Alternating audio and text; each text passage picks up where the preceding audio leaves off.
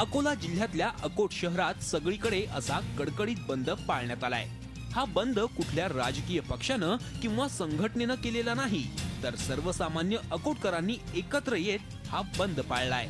अकोट शहराच्या समस्यांकडे नगरपालिकेनं केलेल्या दुर्लक्षाविरोधात हे शहर बंद आंदोलन करण्यात आलंय। नगरपालिकेचा असंवेदनशील कारभार आणि राजकीय उदासीनता यामुळे गेल्या 20 वर्षांपासून अकोटची परिस्थिती जैसे थेच आहे।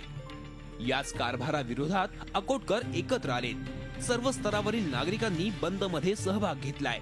मूलभूत सेवा देण्याची मागणी यावेळी करण्यात आली। अकोट शहराचा विकास करण्याचा प्रयत्न करीत आहोत। आमच्या शहरामध्ये रस्त्याची अशी भयानक परिस्थिती झाली आहे की दररोज अपघात होतात। आमच्या शहरामध्ये नाल्याची घाणाची अशी परिस्थिती निर्माण झाली आहे की त्यामुळे सामान्य नागरिकांना, बायांना, लहान मुलांना रस्त्यावर चालणे कठीण झालेले आहे। परंतु या सर्व बाबी संबंधी आम्ही वरिष्ठ अधिकाऱ्यांना वेळोवेळी तक्रारी करत आलो आहोत, परंतु कोणी आमच्या तक्रारीच्या कोणत्याही प्रकारचा दखल न घेता सर्व दुर्लक्ष करत आहे। दैनंदिन जीवनातील नागरिक हा कचाटलेला आहे आणि विकासापासून वंचित आहे। आज विकासापासून वंचित आहे आणि याच्यामध्ये सगळ्यांचे एकच उद्देश कोणताही हा पूर्णपणे राजकीय असून कारभारावर अकोटकरांनी आंदोलनाद्वारे चपराक मारली आहे। त्यामुळे आता तरी अकोट नगरपालिकेचा कारभार सुधारणार का, हाच खरा प्रश्न आहे।